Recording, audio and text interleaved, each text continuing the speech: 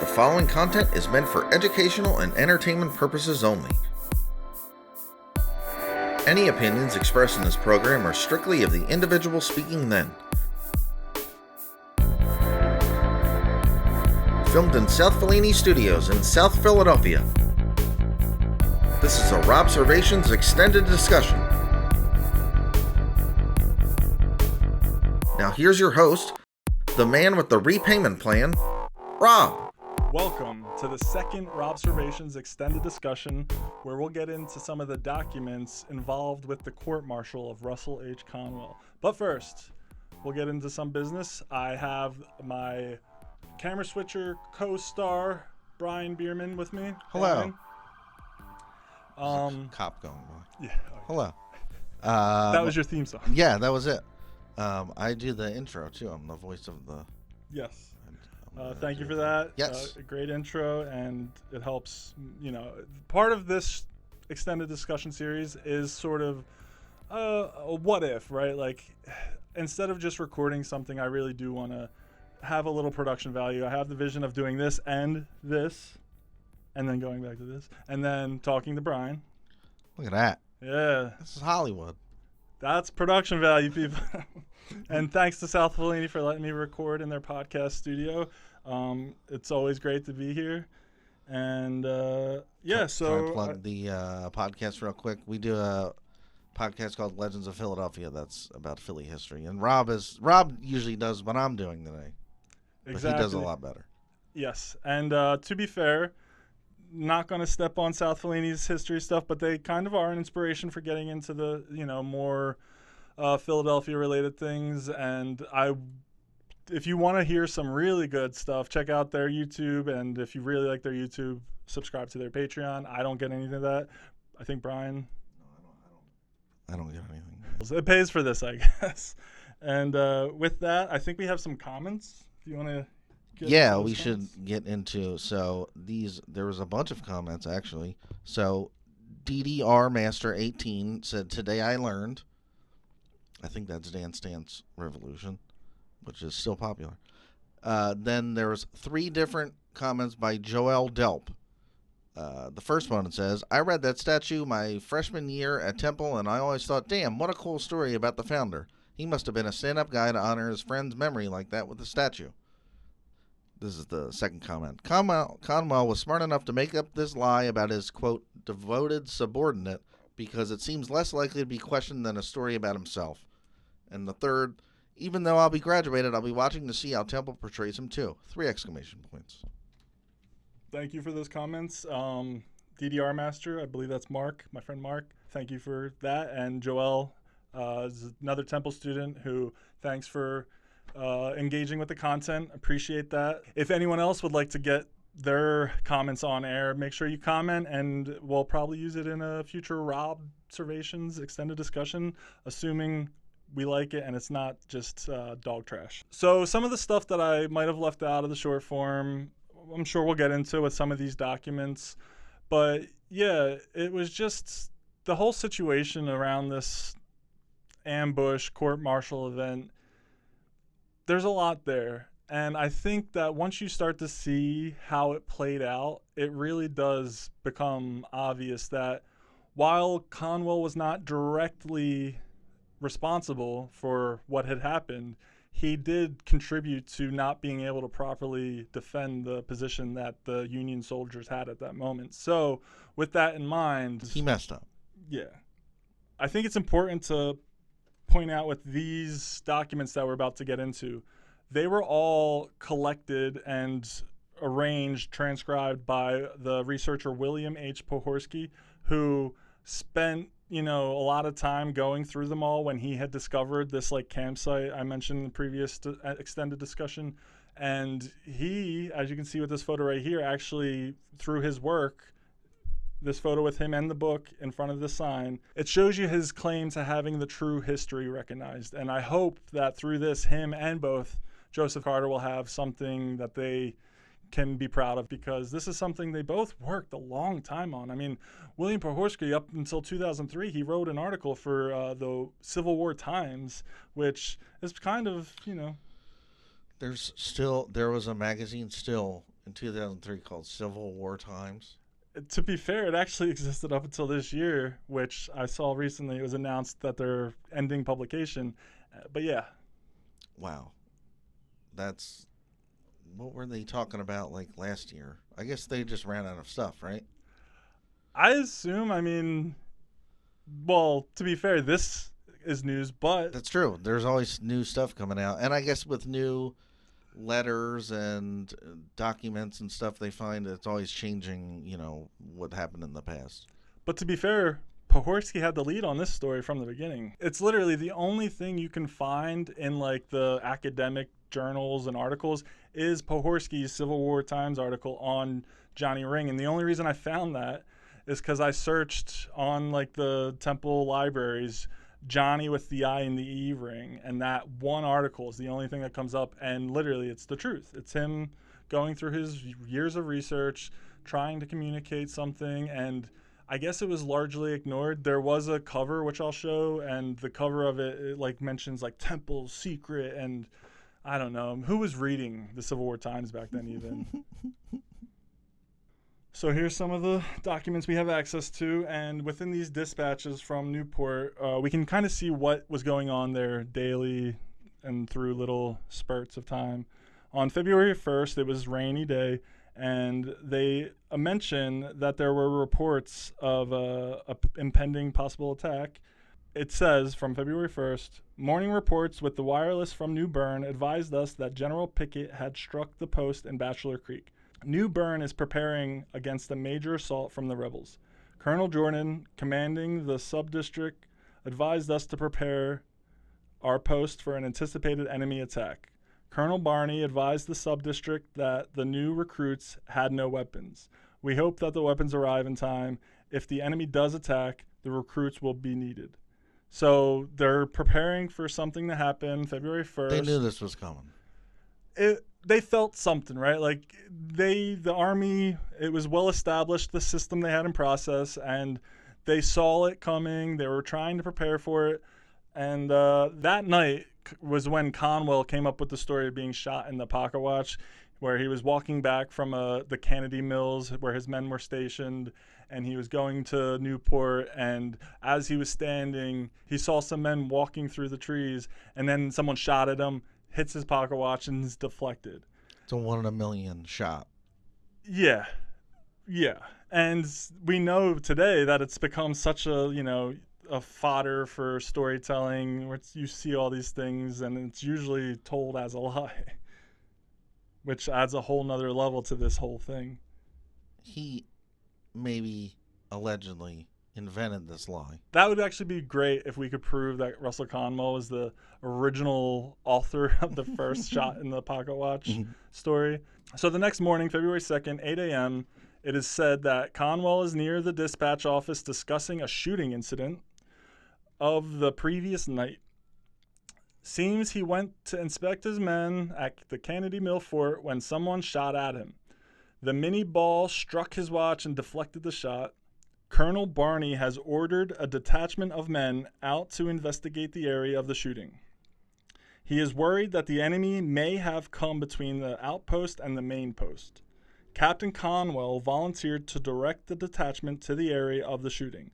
All the men are ordered to return in 3 hours. So this is important. The orders are set. 3 hours. Come back. And yeah, we already know what happens. Although he did have, an alibi where it was like, well, my pocket watch was ruined, so I lost track of time. Yeah, I'm sure maybe that was part of what he was saying. But as we get to it, there's not a reasonable response. So as Conwell's gone, it's obvious that the Colonel Barney and his men were seeing that they were about to be ambushed. And so around noon, a couple scouts come in and they indicate a large force of the enemy to the front of Newport, North Carolina. Colonel Barney is undecided whether to evacuate or try to hold. Scouts were sent out for more information on the size of the army. Around 2 p.m. that day, scouts have advised us that the attack is by General Martin's brigade. They estimated over 3,000 men with 12 or more heavy artillery and many cavalry. It is a superior force. The post is completely mobilized and ready to move out. Colonel Barney is disturbed. Captain Conwell has not returned. He gave orders to Lieutenant Allenson to command the artillery at the main post. Heavy firing is heard from the Bogue blockhouse area. Colonel Barney gave orders, and everyone but the artillery men marched to give help. So they're getting shot at, and they're like, where is this guy? Yeah, and they have no one. They had to put someone inexperienced into Conwell's position, and as we'll see further, it's one of the contributing factors to why they had to leave their position. So February 2nd at 5:15, this is what it said. We have fought the enemy for over 2 hours. It is evident that we must retreat to the forts.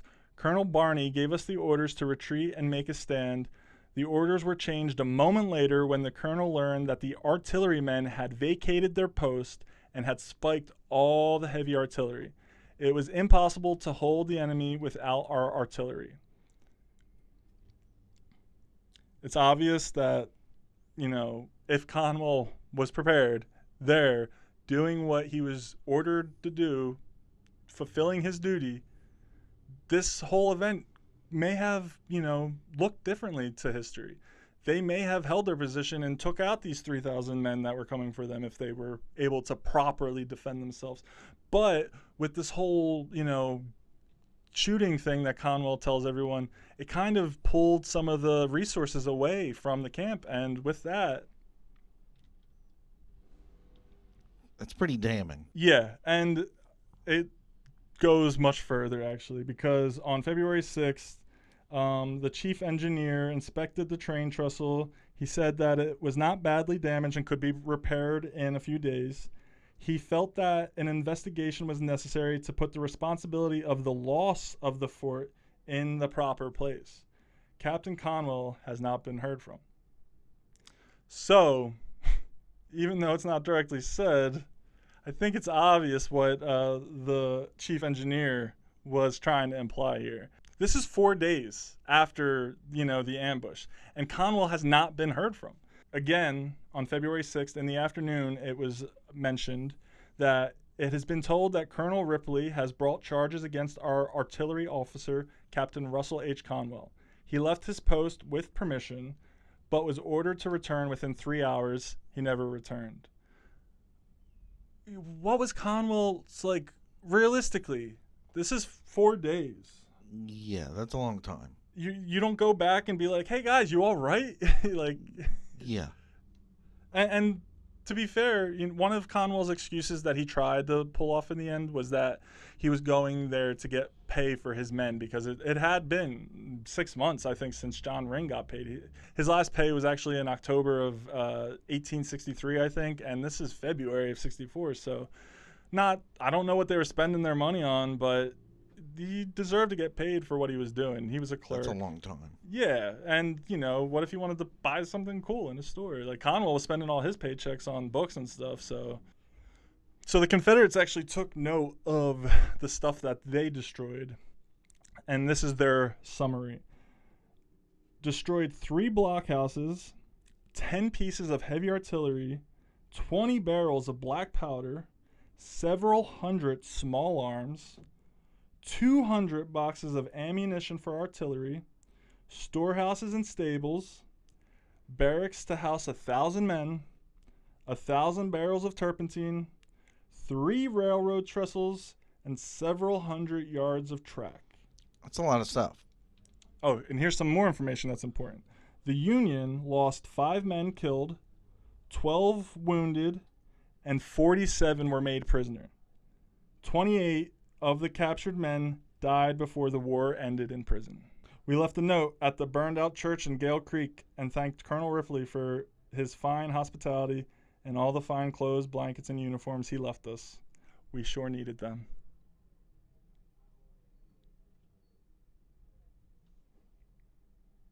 I don't know about you, but the fact that Conwell had the power to try and keep that stuff from happening, it speaks a lot to what we're kind of talking about here. He was in a position of importance, and throughout his actions as they have appeared, he didn't uphold the promise he made when he became a captain. So now we're getting to February 20th. 18 days after the ambush, we have been advised that Captain Conwell reached Fort Totten and that General Palmer was not satisfied with the explanation that Conwell gave him for being absent from his post. A court-martial of Conwell is pending. 2 weeks. 2 weeks. And they found them in Fort Totten. Oh, hey. The case is being built against Conwell. March 13th, Colonel Valentine Barney was ordered to New Bern. His name was Valentine Barney? That's amazing. That is actually like a pretty badass name. And I don't know if it was Barney, but Conwell actually claimed that a couple of these like commanding officers were out to get him. And I don't know. Maybe I didn't do anything. They were out to get me. Barney, he was coming to get me. Colonel Valentine Barney was ordered to New Bern as a witness in the case of Russell H. Conwell. The case is being heard in the Gaston House. So they're taking notes. It's in process. He's going through it. And from what I've seen, it says that Conwell didn't even really defend himself. He was trying to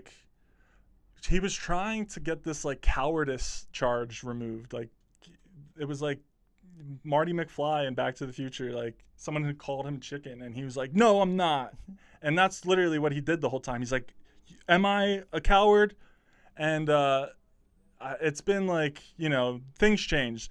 And one of the people actually had written something saying that Conwell was either insane or a coward, and he turns out he wasn't insane. So draw your own conclusions. Now it's important to kind of see some of the things after the notes and stuff that came out. So Colonel Ripley actually writes this to Colonel Jordan. Had the fort at the barracks been held by the heavy artillery posted in them, we may have been able to hold our positions. Had the captain in charge been present, the men stationed there may not have prematurely spiked their weapons and retreated. We have no alternative but to retreat across the river. In the absence of Captain Conwell, Lieutenant Allenson was placed in command of the heavy artillery at the fort near Newport Barracks. During the enemy assault, the lieutenant prematurely spiked the 5 heavy cannon in the fort and rendered them useless. Because of the spiking, Colonel Barney was forced to retreat past the fort to the north side of the Newport River. So it was the other lieutenant that told the men to spike the weapons or whatever. Who never should have been there in the first place. Exactly. And with that in mind, it shouldn't be his responsibility that he was maybe a coward, because and the last page of the court-martial actually says, and the court do therefore sentence him, Russell H. Conwell, 2nd Massachusetts Artillery, to be dismissed from service and to forfeit to the United States all pay and emoluments which have become due to him since February 1st, 1864.